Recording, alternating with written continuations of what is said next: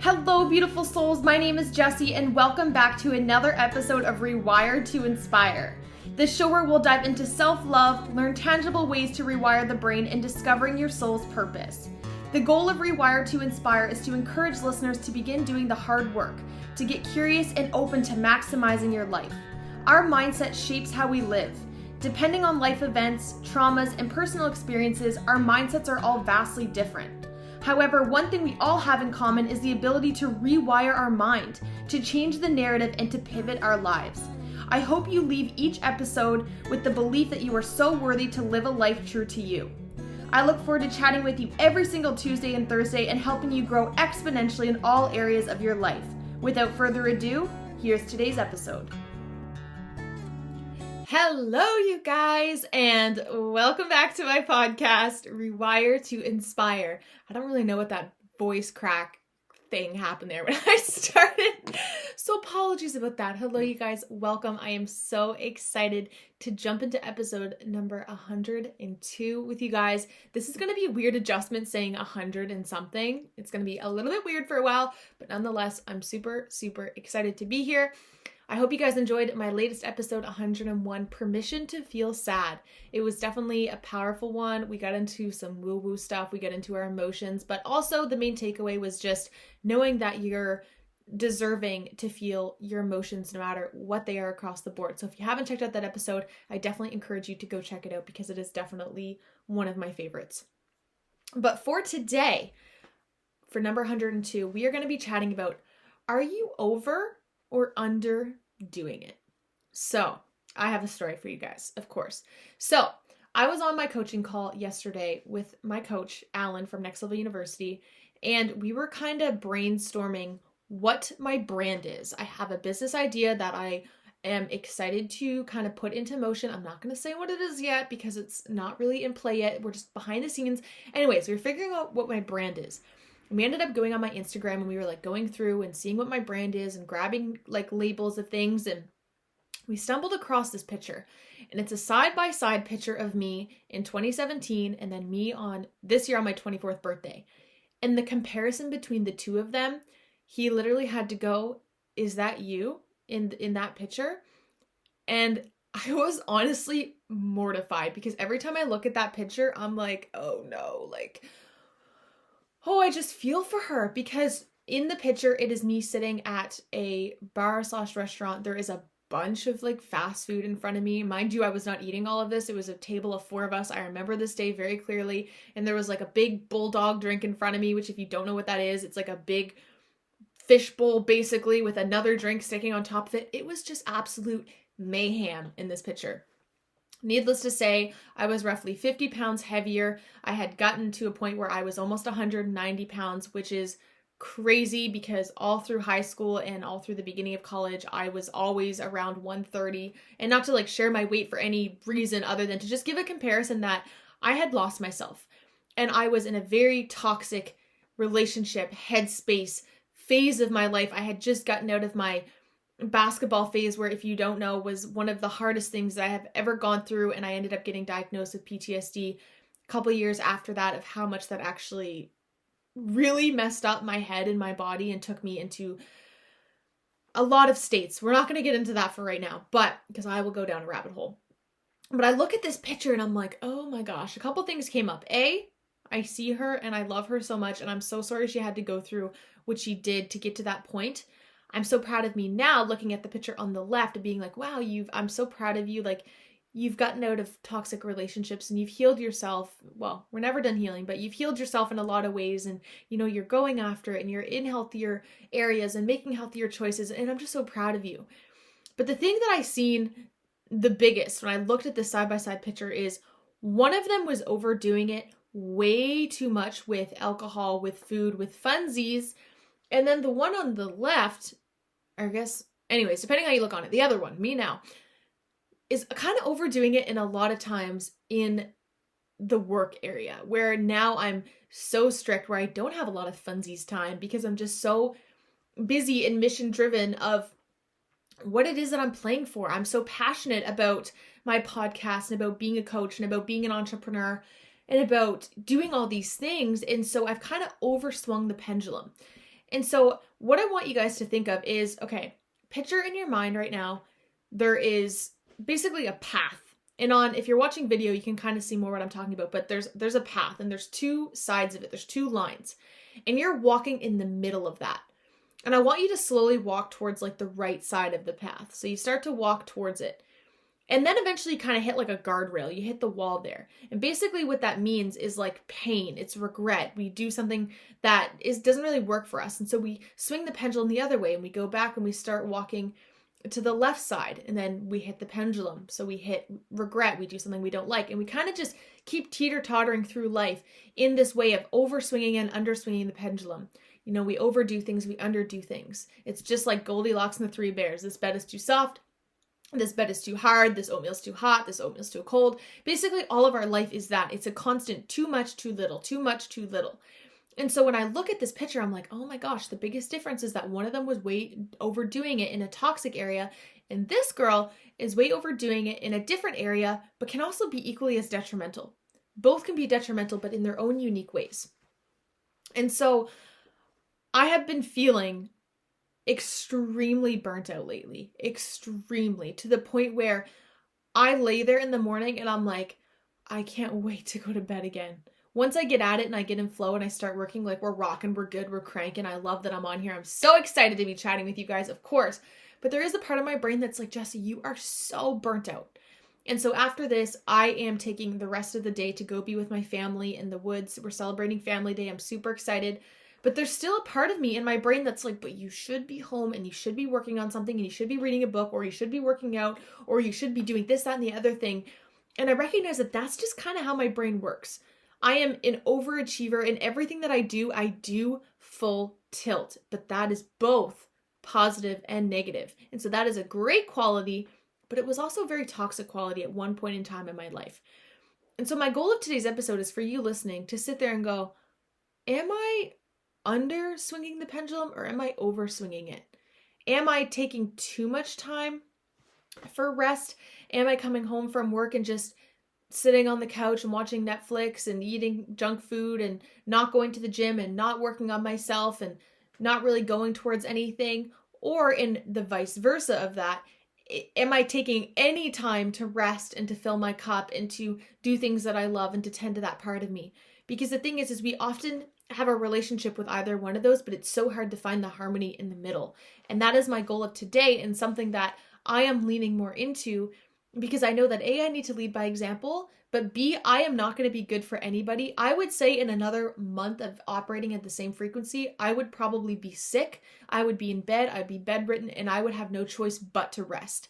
Because the thing is our body will force us to rest if we don't cautiously take that time. And I realize that I'm kind of on the higher end where how I operate is probably more rare than most people. And most people are on the other side of that. And I don't say that with shame or with arrogance. I just know that based on what I've kind of seen, that is kind of true. But also knowing that being on that other end of the pendulum isn't serving you. It's bringing you nothing other than fulfillment. And we have to ask ourselves, is this bringing me pleasure? Or is this bringing me fulfillment? Because there is a big difference. Oftentimes when we do something for pleasure, in the moment it feels good, but after we regret it, right? Going out drinking all night, eating crappy food, not going to the gym. It feels good in the moment to do those things, but after we instantly always have regret. And when we have regret, guess what? We beat ourselves up. And when we beat ourselves up, our self-worth and our self-belief starts to depreciate. And when our self-worth starts to depreciate, we're not going to take action. And then when we don't take action, the cycle continues. And so I want you sitting there listening going, what is my daily routine? What is it that I'm kind of sodding after? And I'm realizing that setting goals is actually very, very rare. To me, I've set goals since I was in middle school. I used to have goals of, after school, I want to accomplish this and this. And by the end of the school year, I want to do this, that, and the other thing, whether it be on this basketball team or I want to get an A in this class or whatever it is. I've just always had goals. So I don't really know what it's like to not operate out of that headspace. But I'm realizing that I need to come back and recognize that not everybody does. And that's okay. But I read a statistic the other day. I can't remember what it was, but I was blown away at how little amount of people, it was under 5% of people actually set goals and follow through with them, which blew my mind. Because if you don't have goals, of course you're going to underswing. Of course you're going to underdo it, because you're not going to have any reason or grit to get up and do something. If you think about it, like anytime you've had necessity to do something, whether it be, okay, great example, you have company coming over for dinner. You're likely going to make sure that that dinner is cooked and ready to go at a certain time, versus if you didn't have company over, you might just heat up a bag of Mr. Noodles or just, do whatever. There's necessity. There's reason there to take action. It's the same when you're in high school or in college and a paper is due. You're likely going to work on that thing either ahead of time to get it done, or when there's enough necessity, oh shoot, it's due tomorrow, I need to grind this thing out. But the thing is that's often how we operate, right? We overdo it or we overdo it. Sorry, under or over. And my goal of today's episode is for you to contemplate how much time are you spending overdoing it and how much time are you spending underdoing it. Because the thing is again, they both have negatives to them. They both have negative consequences to both of them. And a lot of them are kind of similar. If you think about it, always tired, that is a side effect of both underdoing it and overdoing it. Because if you're underdoing it, meaning you're not in feeling fulfillment, you're not in joy, you don't really have a lot of self-worth going on, you don't have a lot of fulfillment, you're operating at a low frequency. And so you're likely feeling very tired all the time because you're unfulfilled. The same as if you're overworking yourself, you're likely also going to be overtired. Another huge one is feeling random aches and pains and things in your body. Because if we're underdoing things and we're just at a state of bleh, I know exactly what it's like to not know where to turn, to feel alone, helpless, and stuck. My goal as a coach is to help clients from a trauma-informed perspective see your worth and develop self-belief so you may chase your dreams and trust your intuition to live the most aligned, fulfilling life possible. If you're looking to elevate your life to the next level but aren't sure where to start, I would absolutely love to connect. If you're feeling pulled or curious, please use the link in the show notes below to book your free call. I look forward to connecting and supporting you on your own unique journey. We're actually operating out of our sympathetic nervous system, which is our overdrive. It is our stress responses. They are activated, and when that happens, our body doesn't have time to rest and digest and feel good, and so it kind of communicates with us through having a headache, having digestive issues, having back pain, having random aches and pains through our body. And it's the same when we're in overdrive. We are also operating out of a state of, again, hypervigilance, out of our window of tolerance in that sympathetic nervous system. So again, we're likely going to feel that. I can feel it in my neck lately big time. It's been brutal. So thank the Lord for my Shakti mat. If you don't have a Shakti mat, not a sponsor, 10 out of 10 recommend checking it out. It has honestly saved my migraines and my back pain. But anyways, nonetheless, another one is feeling cranky. How many of us at a phase of our life when we're unfulfilled are just snappy, right? We're just like, we're so low in frequency and so upset and mad at the world and mad at ourselves that we're just cranky. And the opposite happens again when we're overdoing it and we're not giving those parts of us that want to have funsies. I call it funsies because it's fun to say.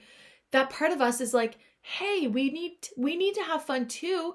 There's that little Jessie in me right now going, Jessie, you really need to go to that fire today and you need to talk to family and you need to just, let go for just a couple hours and then you can come right back and get at it again tomorrow. But there's a part of me that's like, please let me have that.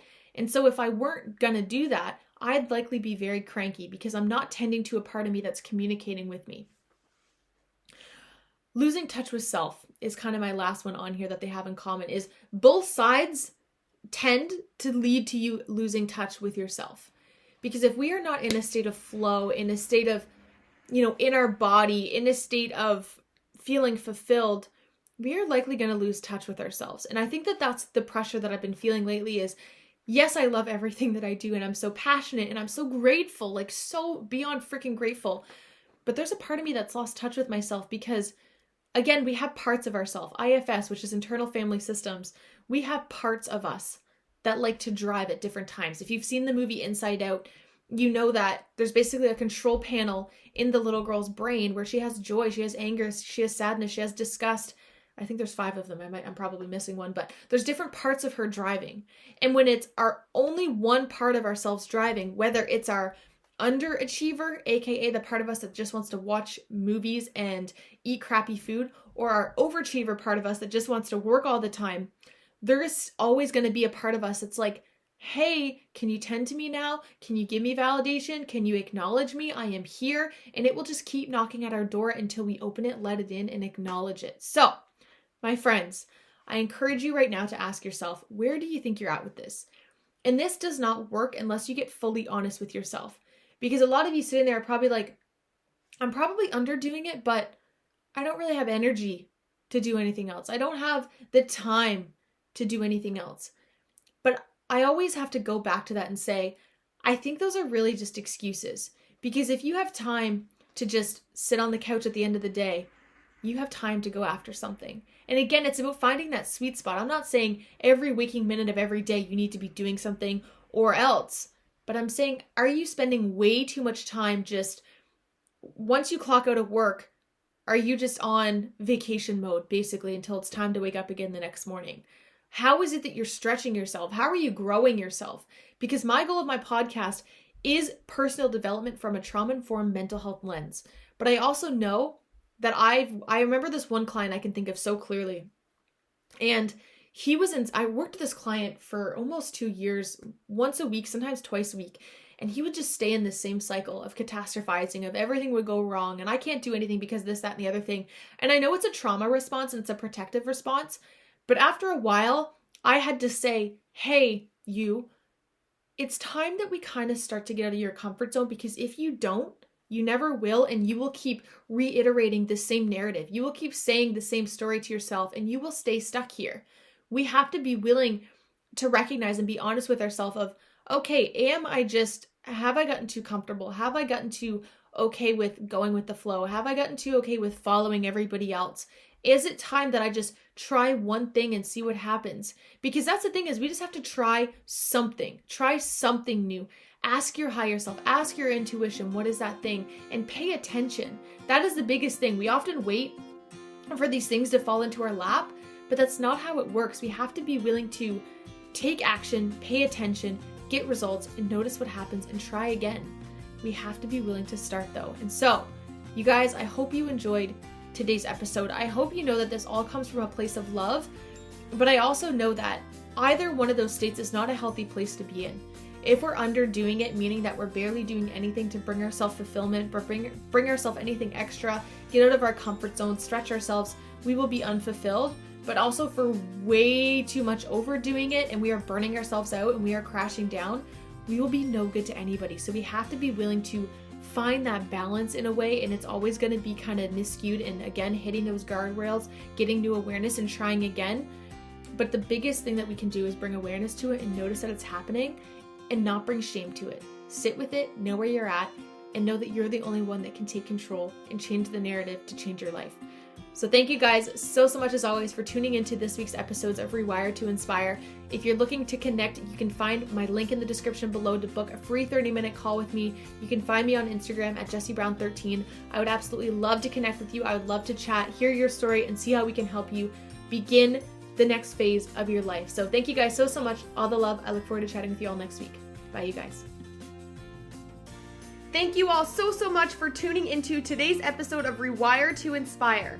I absolutely love connecting with you all, so make sure you're following me on Instagram. I am at Jessie Brown 13. If you enjoyed today's episode, please feel free to leave a review or share with someone you think would enjoy. I look forward to chatting with you all next episode. And remember, get out of your head and into your heart.